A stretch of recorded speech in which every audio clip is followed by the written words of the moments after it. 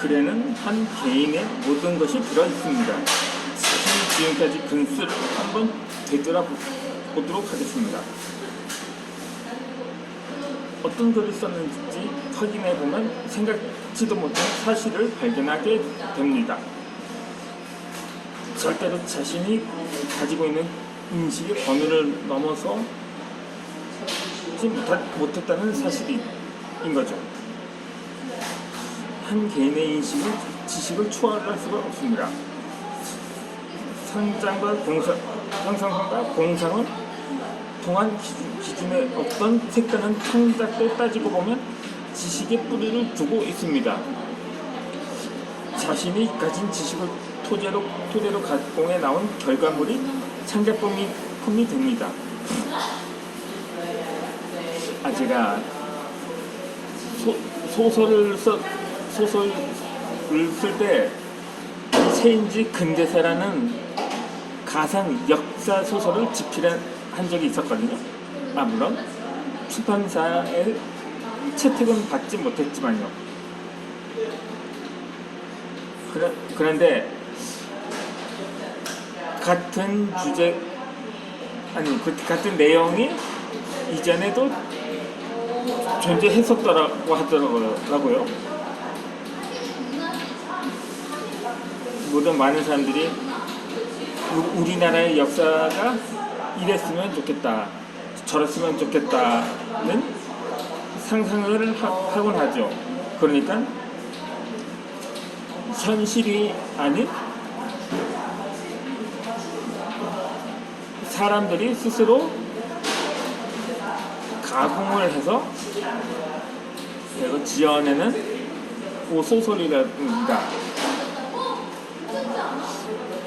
물론 역사서 가운데는 소설이라고 생각하는 것이 참 많죠.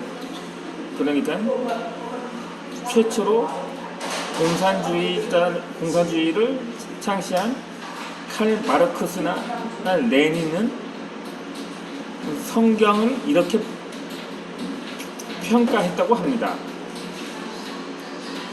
성경은 고대 부자들이 돈을 벌기 위해 지어낸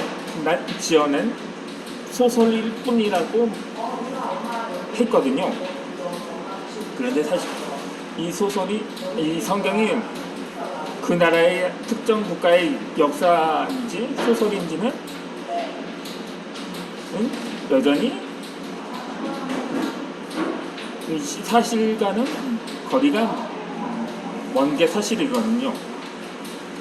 어떤 이는 예전에 무협지라고 평하기도 하고, 물론 성경이라는 것이 한편에 어떻게 보면 철학서로 느껴지기도 하고, 정말 다양한 주제가 섞여 들어간 것이 바로 성경책이라고 볼 수가 있겠죠. 물론 소설적인 내용도 없진 않겠지만 나름대로 그 나라만의 무언가를 증명하거나 증거할 수 있는 것을 기반으로 해서 작성된 경전이라는 것이죠. 좌우지간 모든 사람들의 글은 대부분 그 순위가 알고 있는 인식의 범위를 넘어서지 못합니다. 수필을 읽어보면 일상적으로 벌어지는 일과 경험이 담겨 있습니다. 유원지에 가서 보고 듣고 느낀 것이라든가 어떤 사람과의 만남, 자신의 직업과 관련된 시, 내가 관심을 가진 분야 등이 글로 표현됩니다. 그는 지식을 전달하는 실제성이 고유한 도구는 아니지만 글 내용은 대체적으로 그 글을 쓰는 사람의 지식 안에서 구성이 됩니다. 일상사를 소재로 한 글을 쓰는 것에는 무리가 없습니다. 매일 벌어지는 온갖 일을 나만의 관점으로 새롭게 바라보고 쓴 글도 놀라운 감정을 안겨줍니다. 하지만 사람들은 대부분 반복되는 생활에 식상해하면서 일상을 소재로 쓰는 것을 재미없어 합니다. 물론 일상이 매일 같은 일과가 반복되지는 않겠죠. 물론 평균적으로 보면 학생들이 학교 갔다 오면 숙제를 하고 이렇게 직장인의 경우 회사를 갔다 출퇴근을 하고 그러니까 그러는 시기지만 특별한 일이 일어날 수가 있을 테죠.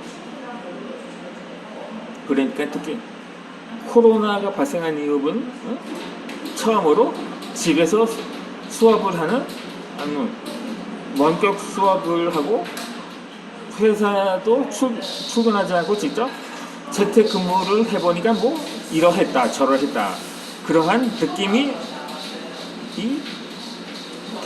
다르면 그러한 일상을 토대로 서로 차별화된 글쓰기가 될 수는 있는 거죠.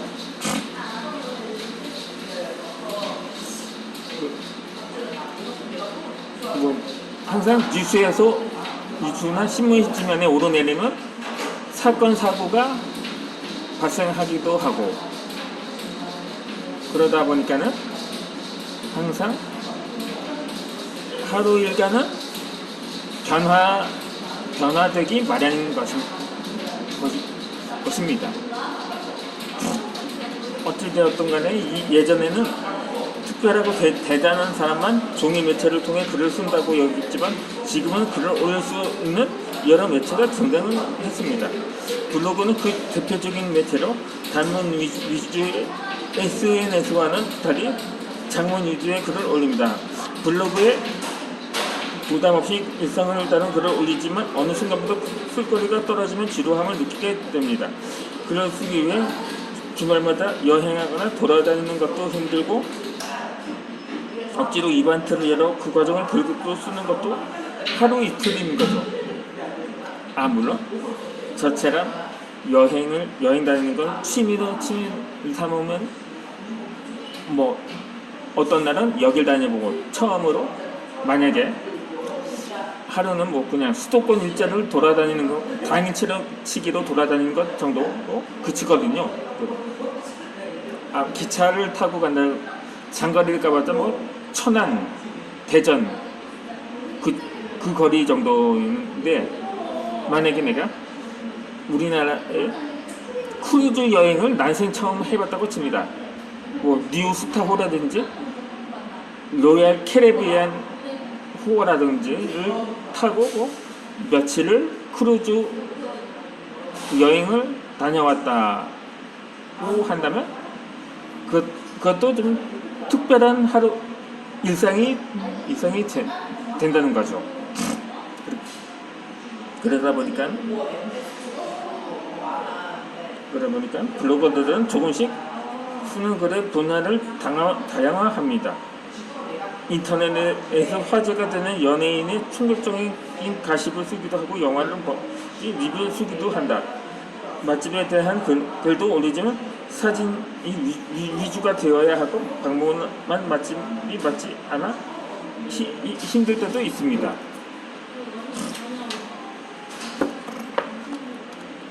그러다 보면 글을 쓴다는 게 부담스럽고 막막해지기도 합니다.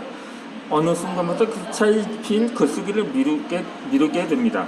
글을 쓴 지 어느덧 일주일도 더 지나갔다는 것을 깨닫습니다. 쓸거리도 얼마 되지 않고 글을 꼭 써야 할 이유도 없다 보니 처음 각오와는 달리 블로그 글쓰기는 서서히 추억으로 남게 됩니다. 평범한 일가라고 해도 약간 직장 상사로부터 몹쓸 일을 당했다거나 최근에도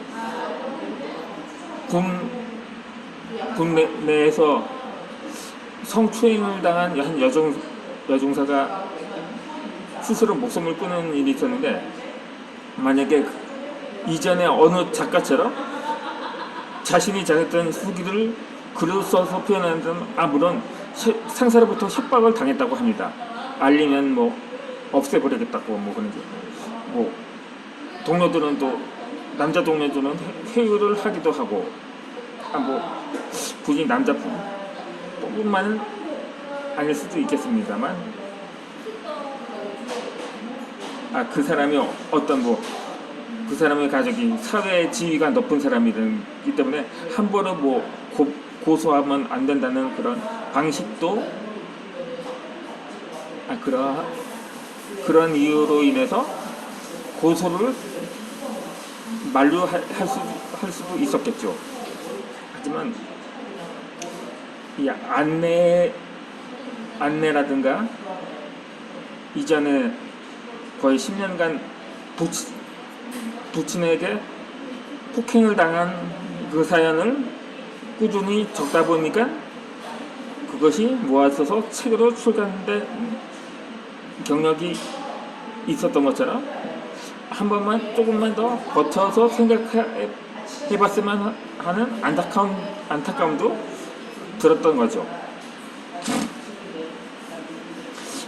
이 세상을 살아가는 모든 사람이 자신만의 고유한 영역을 가지고 있습니다.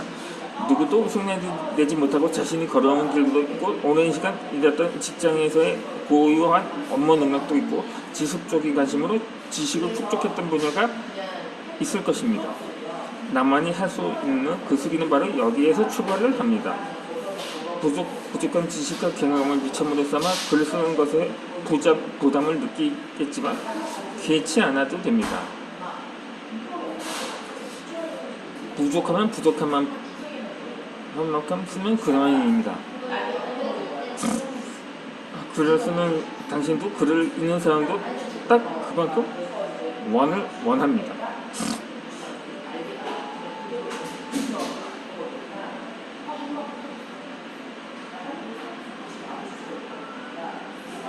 제가 본격적인 글쓰기를 일기쓰기로 시작한 나는 어느 순간 지금까지 내가 학교 생활을 하면서 공부한 내용을 정리해 보기도 했습니다. 그렇게 40년 동안 다양한 분야의 책을 읽었으니까 읽었는데, 나는 그렇게 해서 나도 이런저런 생각도 했으니까 이와 관련한 내 이야기를 써야겠다는 판단을 내렸습니다. 그 주로서 꾸준히 블로그에 여러 분야의 글을 올렸습니다. 제가 처음 계약을 한 도서가 에덴 장애인 복지론이라는 책인데, 제가